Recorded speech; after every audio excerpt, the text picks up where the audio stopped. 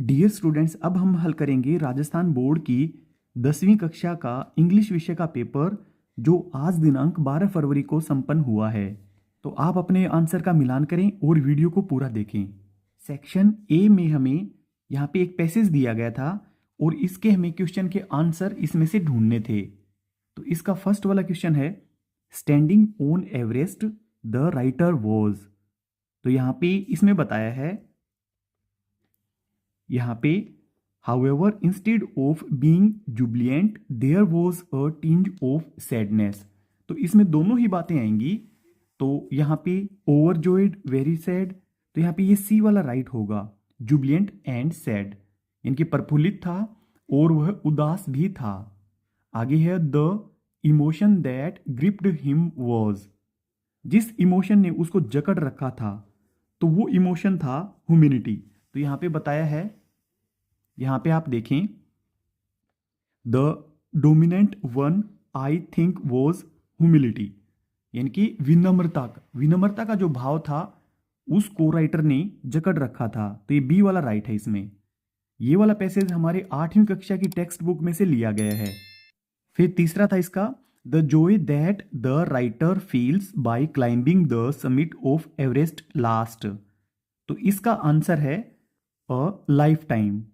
इसका आंसर यहां से लिया गया है, it is a joy which last a lifetime, यहां से इसका आंसर लिया गया है। फिर आगे है, according to the writer what is ultimate in climbing. चढ़ते समय क्लाइंबिंग में इनके अल्टीमेट, इनके परम क्या है राइटर के अनुसार, लेखक के अनुसार। तो इसमें क्लाइंबिंग एवरेस्ट, एवरेस्ट पर चढ़ना ही यहाँ पे अल्टीमेट है, ये परम है। पांचवा है, which other summit is no less formidable and no easier to climb. और कौन सा शिखर है जो कम दुर्जय नहीं है और कम आसान नहीं है। तो ये है the summit of mind, the summit of mind. यह आंसर यहां से लिया गया है, the summit of the mind no less formidable and no easier to climb, यहां से लिया गया है ये आंसर। फिर अगला है सिक्स्थ वाला, व्हाट चेंजेज यू कंप्लीटली। आपको किसने चेंज कर दिया कंप्लीटली। तो यहाँ पे एक्सपीरियंस आएगा, एक्सपीरियंस। इसका आंसर यहां से लिया गया है, the experience changes you completely. अनुभव आपको पूर्ण रूप से बदल देता है, चेंज कर देता है। फिर अगला है, find a word from the passage that means the highest point of a mountain. हमें इस पैसेज में से वह वर्ड ढूंढना था जो इस लाइन का मीनिंग बताए। The highest point of a mountain, एक पहाड़ का उच्चतम बिंदु, तो ये होता है समिट, इनके शिखर। फिर लास्ट वाला है इसका, find the word from the passage that means the opposite of Jubilant. तो इस पैसेज में से हमें जुबिलियंट वर्ड का अपोजिट वर्ड बताना था। जुबिलियंट का अर्थ होता है प्रफुल्लित, यानी कि खुशी से भरा हुआ। तो इसका यह वाला आएगा सैडनेस, उदास, उदासी। फिर यहाँ पे दूसरा पैसेज दिया गया था, read the following passage carefully and answer the questions given below. तो यहाँ पे इस पैसेज को ध्यान से पढ़ना था और नीचे जो क्वेश्चन दिए हुए थे उनके हमें आंसर देने थे। तो इसमें फर्स्ट क्वेश्चन है, वेयर डिड लाइफ ओरिजिनेट, इनके जीवन कहां से शुरू हुआ। तो इसका आंसर यहां पे दिया हुआ है, it is believed that the life on earth began in water. तो इसका आंसर हम लगा देंगे इन वाटर। पूरा सेंटेंस में लिखें आप तो पूरे सेंटेंस में लिख लें, हम इसको शॉर्ट में लिखेंगे जिससे कि वीडियो ज्यादा लंबा ना हो। इन वाटर, पानी में। फिर नेक्स्ट है, name some sources from where we get fresh water. हमें यहां पे कुछ उन स्रोतों के नाम लिखने हैं जहां से हमें ताजा पानी प्राप्त होता है। तो इसका आंसर यहां से होगा रिवर्स, फ्रेश वाटर, यहां से river, fresh water lakes and in underground shallow aquifers. फिर आगे है तीसरा, what are the areas where the rising demands for water are difficult to be met. वे क्षेत्र कौन से हैं जहां पानी की बढ़ती हुई मांग को पूरा करना मुश्किल है। तो इसका आंसर हम यहां से लेंगे, rising demand for water in agriculture, domestic sector and industry are difficult to be met. तो इसका आंसर केवल आप इतना भी लिख सकते हैं, agriculture, domestic sector and industry. फिर आगे है चौथा, where do we dump our waste, हम अपना वेस्ट कहाँ डालते हैं। इसका आंसर यहां से लिया गया है, 4 centuries streams and rivers have been a place of dump waste. तो यहां पे आएगा रिवर्स एंड स्ट्रीम्स, ये वाला इसका आंसर होगा। तो ये आंसर है फोर्थ का, चौथे का आंसर है ये। फिर पांचवा है इसमें, which is the wettest place in India and what problem it is facing, Bharat का सबसे गीला, सबसे नमी वाली जगह कौन सी है और यह किस समस्या को फेस कर रहा है। इसका आंसर हम यहां से लेंगे, Cherrapunji. Cherrapunji which is one of the world's wettest place is facing a serious shortage of drinking water. तो जो समस्या है वो ये है, serious shortage of drinking water, कि उसमें पूछा गया है कि कौन सी जगह है जो सबसे नमी वाली है, तो उसका आंसर होगा चेरापूंजी। और यहाँ पे समस्या है serious shortage of drinking water. आगे है sixth, which form of fresh water is unavailable to humanity, मानवता के लिए कौन सा ताजा पानी उपलब्ध नहीं है। ये हमें फ्रेश वाटर में से बताना है। तो इसका आंसर आपको मिलेगा पैसेज की 5वीं लाइन में से, पोलर आइस। पोलर आइस, ध्रुवीय बर्फ। फिर आगे 7th, write the word from the passage that means similar to scarcity. Scarcity का अर्थ होता है कमी होना, तो इसका मीनिंग होगा शॉर्टेज। शॉर्टेज, इसका मीनिंग होगा शॉर्टेज, इनकी कमी होना। Write the word from the passage which means opposite to driest. Driest का अर्थ है सबसे सूखा, और इसका हमें अपोजिट वर्ड बताना है, तो इसका आएगा वेटेस्ट, सबसे गीला यानी कि सबसे नमी वाला, वेटेस्ट। अब हम करेंगे सेक्शन सी, ग्रामर। 6th वाला क्वेश्चन है, fill in the blanks with appropriate forms of the verbs given in the bracket. तो यहाँ पे ब्रैकेट में दी गई वर्ब का हमें सही प्रयोग करना है। फर्स्ट है, my father run a mile every day. तो ये एवरी डे यानी कि आदत है, ये हैबिट है, इसलिए हम यहां पे करेंगे रन्स, रन्स। फिर सेकंड है, Raju play in the ground while I was helping my mother in the kitchen. Raju उस समय खेल रहा था जब मैं अपनी माँ की हेल्प कर रहा था किचन में। तो वाहिल से जुड़ा हुआ वाक्य है, दोनों क्रिया साथ साथ चल रही हैं, तो यहां पे वाज प्लेइंग आएगा, वाज प्लेइंग। प्ले के साथ में आईएनजी जोड़ देंगे और यहां पे लगा देंगे राजू के बाद में वाज, वाज हेल्पिंग वर्ब, और मेन वर्ब रहेगी इसकी प्ले के साथ में आईएनजी। फिर तीसरा है, वी टू जयपुर टुमारो। आजकल मॉडर्न इंग्लिश में वी के साथ में विल का प्रयोग भी होता है, परंतु हम टेंस की समझ के अनुसार यहां पे शैल का प्रयोग करेंगे। We shall go to Jaipur tomorrow. यहां पे फ्यूचर के बारे में बात की गई है, आने वाले समय के बारे में बात की गई है कि हम कल जयपुर जाएंगे। अब इसका चौथा है, the thief escape before the police arrived. तो यहां पे बिफोर आया है बीच में, यानी कि यह वाली क्रिया पहले हो चुकी है और ये बाद में हुई है। पुलिस के आने से पहले ही चोर बच चुका था, हैड एस्केप्ड, हैड एस्केप्ड, यानी कि हम यहां पे पास्ट परफेक्ट टेंस का प्रयोग करेंगे। फिर सातवां है, fill in the blanks with a verb in an agreement with its subject. हमें इसके सब्जेक्ट के साथ सही तालमेल बिठाते हुए, सही तालमेल बनाते हुए वर्ब को फिल करना है। फर्स्ट है, बोथ राम एंड श्याम। तो यहाँ पे दो सब्जेक्ट हैं, राम और श्याम, प्लेइंग आउटसाइड। तो यहाँ पे आर का प्रयोग करेंगे क्योंकि यहाँ पे दो सब्जेक्ट हैं। अब सेकंड है, आइदर सुमित और मनीष कंप्लीटेड द वर्क। या तो सुमित ने या मनीष ने काम पूरा किया। तो यहां पे दोनों में से एक, आइदर और का जोड़ा है, यहां पे आइदर और यहां पे सिंगुलर सब्जेक्ट को कनेक्ट करने के लिए आते हैं। तो यहां पे हैज का प्रयोग करेंगे, हम सिंगुलर वर्ब का प्रयोग करेंगे। नेक्स्ट आठवां है, combine the following sentences using the words given in the brackets. हमें यहाँ पे जो नीचे सेंटेंस दिए गए हैं और जो पहला भाग है इसमें 2 सेंटेंस हैं, दूसरे में भी 2 सेंटेंस हैं, तो इन दोनों को हमें कंबाइन करना है ब्रैकेट में दिए हुए वर्ड्स की सहायता से। Mitali is hard working, Mitali एक हार्ड वर्किंग है, मिताली इज इंटेलिजेंट, और वह इंटेलिजेंट है। तो यहां पे इसको हम करेंगे मिताली, मिताली इज, अब यहां पे लगाएंगे हम not only, Mitali is not only hard working, hard working but also, अब हम लगाएंगे बट ऑल्सो, बट ऑल्सो। अब यहां पे मिताली इज ये पहले से आ चुका है, हम इसको ले चुके हैं सेंटेंस में, अब केवल इंटेलिजेंट लिखेंगे हम, बट ऑल्सो इंटेलिजेंट, इंटेलिजेंट।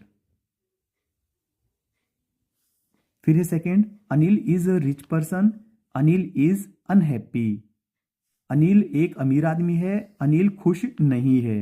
हमें यहां पे यूज करना है बट का, तो हम यूज करेंगे Anil is a rich person, यहां पे सब्जेक्ट और वर्ब ये दोनों सेम हैं, पर्सन बट, अब यहां पे अनिल सब्जेक्ट पहले से आ चुका है, अब यहां पे हम ही लगा के इसको जोड़ेंगे, he is unhappy, but he is unhappy. फिर आगे है 9th वाला, change the following sentence into passive voice, हमें इस सेंटेंस को पैसिव वॉइस में चेंज करना है।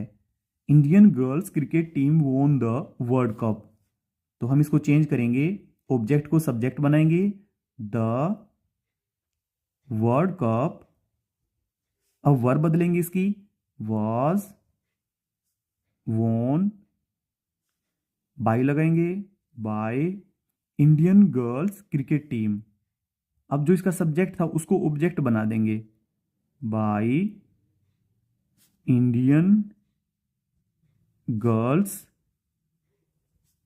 Cricket team. फिर आगे 10वां है, rewrite the following sentence changing it into indirect speech, हमें इस सेंटेंस को फिर से लिखना है इनडायरेक्ट स्पीच में बदलते हुए। The teacher said to the student, अध्यापक ने विद्यार्थियों से कहा, the earth moves round the sun, पृथ्वी सूर्य के चारों ओर घूमती है। तो यहां पे ये यूनिवर्सल ट्रूथ है, तो इसके टेंस में कोई बदलाव नहीं होगा। The teacher,